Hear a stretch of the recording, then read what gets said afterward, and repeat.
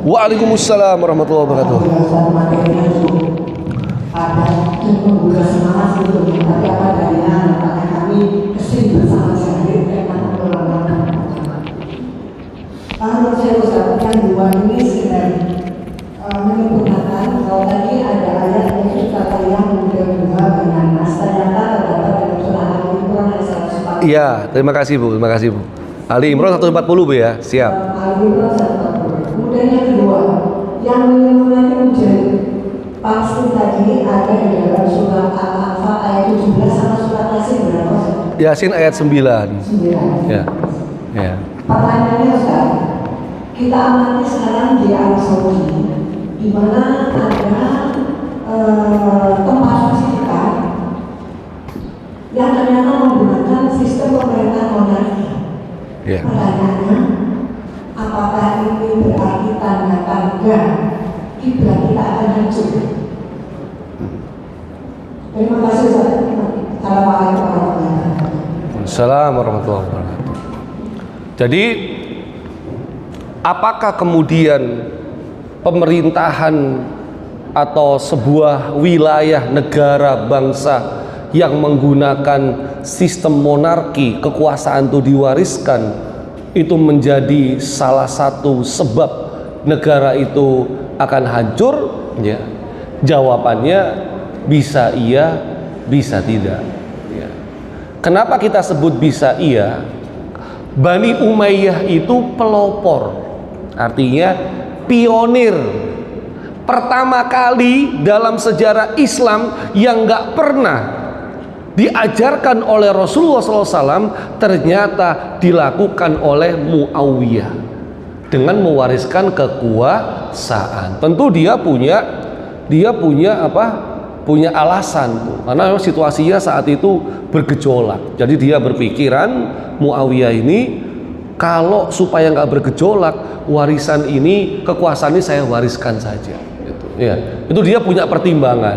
Tapi kita tetap katakan itu kesalahan karena meninggalkan prinsip dalam Islam yaitu musyawarah dalam berbagai macam urusan, apalagi dalam urusan kepemimpinan begitu.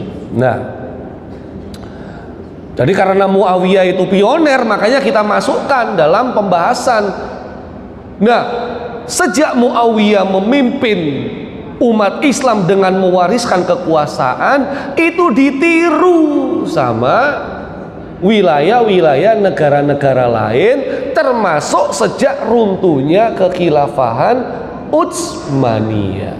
Karena begini Bu, di Utsmaniyah itu juga perlu kita bahas ya. Kan ini Umayyah kenapa runtuh? Abbasiyah kenapa runtuh? Ya. Itu Utsmaniyah itu bulan Maret tahun 24 ya. Jangan lupa nih kalau ngadakan pengajian bulan Maret, minta pembicaranya mungkin bahas runtuhnya Daulah Utsmaniyah. Nah, itu juga menarik. Jadi supaya kita mengingat tuh. Nah, Utsmaniyah itu dari Turki orangnya, ya kan?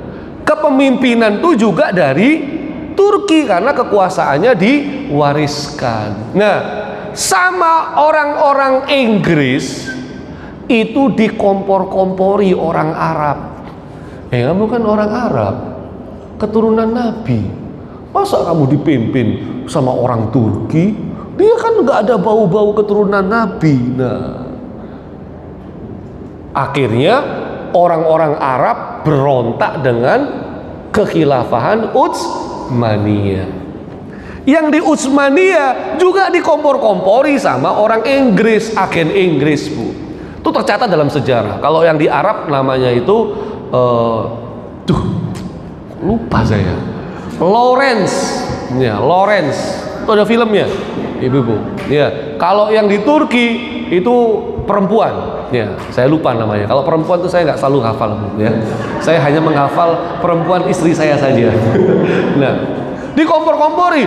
Utsmani, hati-hati loh. Tuh, orang-orang Arab mau berontak tuh sama kekhilafahanmu. Jadi ternyata ada aspek-aspek internal dan eksternal kita itu diadu domba. Ya. Sehingga ketika kekhilafan Utsmaniyah runtuh, kan runtuhnya Perang Dunia Pertama, Perang Dunia Pertama runtuh itu wilayah Utsmani dicaplok sama Inggris, ya. Termasuk Palestina, termasuk Arab dan lain sebagainya. Nah, Inggris itu dia tarik ulur. Kalau tempatnya masih menguntungkan, masih dijajah. Tapi kalau udah nggak menguntungkan, diserahkan. Palestina dikasih sama Israel. Nah, Arab ini dibagi-bagi. Arab, ya udah tuh. Kerajaan Arab Saudi tuh suku Arab, ya.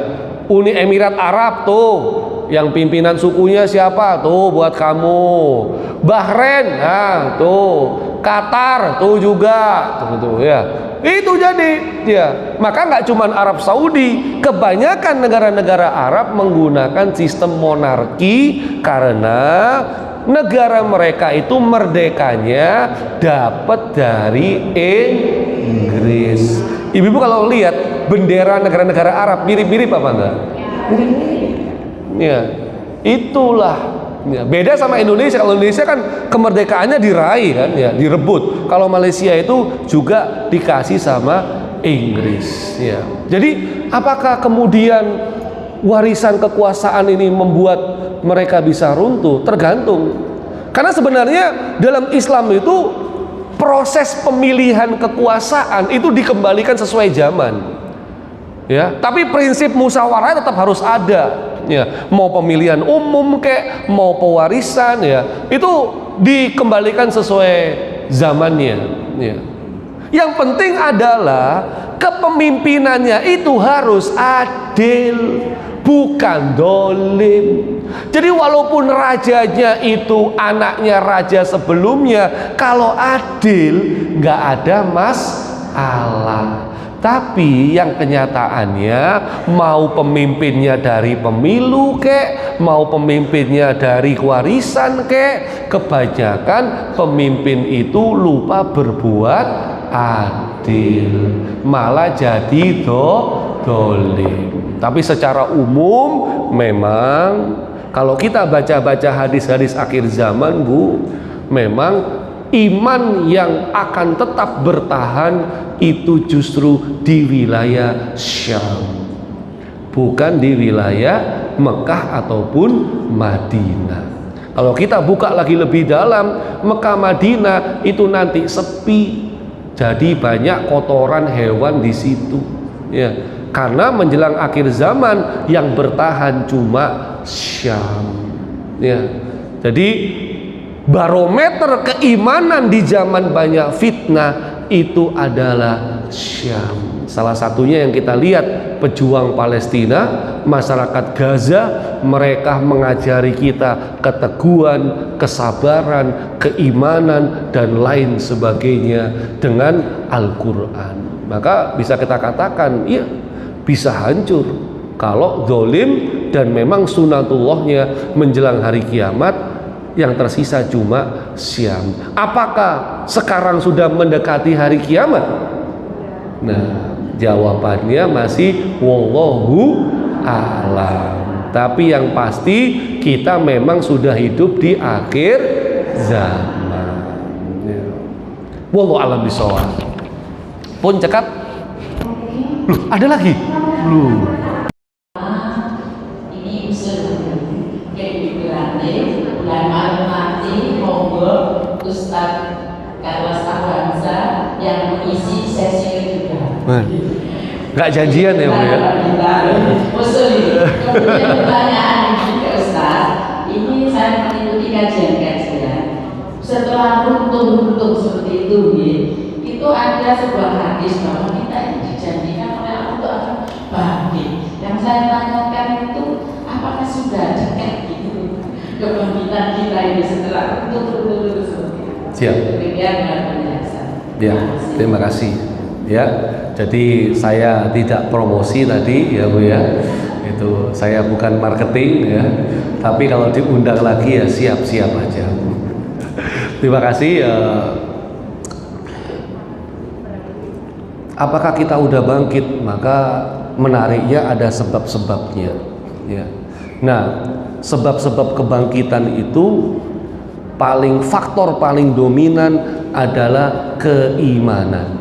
Faktor paling dominan adalah keimanan. Bahkan sejarawan-sejarawan seperti Malik bin Nabi itu mengatakan masyarakat ini kalau yang dominan adalah faktor materi, maka sebenarnya masyarakat ini sedang menggali kuburannya sendiri.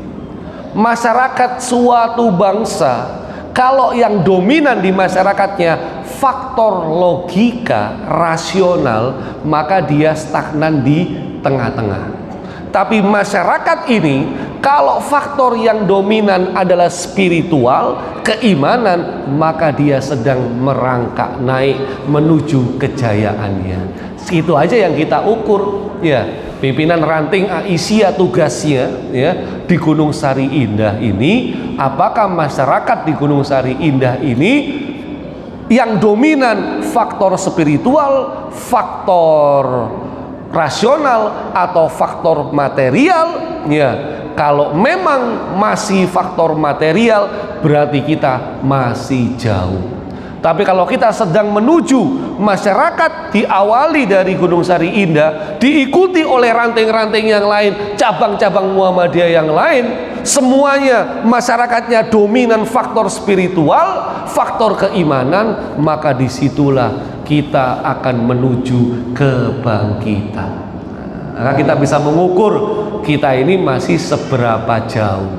Kalau masih ada yang belum percaya hari akhir, belum percaya Al-Quran, belum yakin pahala dan dosa, masih malas beribadah, masih malas ngaji dan lain sebagainya, hidupnya masih mementingkan dunia, aktivitasnya hanya untuk mencari dunia, prioritas hidupnya untuk target-target dunia, berarti kita juga masih jauh. Tapi jangan pesimis, ya, tetap optimis. Kita hanya melakukan fokus kepada proses, hasilnya biar Allah yang menentukan. Tapi bersyukurlah kita ikut andil dalam proses membangkitkan umat. Insya Allah kita mendapatkan ganjaran pahala dan keberkahannya. Jadi targetnya sih Ibu, ini targetnya ya. Kalau berkaca dari Palestina, sejak perang salib direbut kemudian dibebaskan oleh Salahuddin, itu 88 tahun. 88 tahun. Jadi kalau kita ngelihat dari 1947 ditambah 88 tahun, itu 2035. Jadi target kita harusnya nih, umat Islam harus bangkit di sekitar tahun 2035 itu, ya kan? Atau Indonesia menuju Indonesia Emas 2045, ya kan? Maka penentuan pemimpin itu benar-benar akan berefek. Carilah pemimpin yang benar-benar aspek spiritual itu menjadi landasan utama. Wallahu a'lam bishawab. Ya. Kok amin-amin terus? Jangan lupa lihat debat nanti malam, ya. Pun cekap. Baik. Oh, ada kuis. Ada 3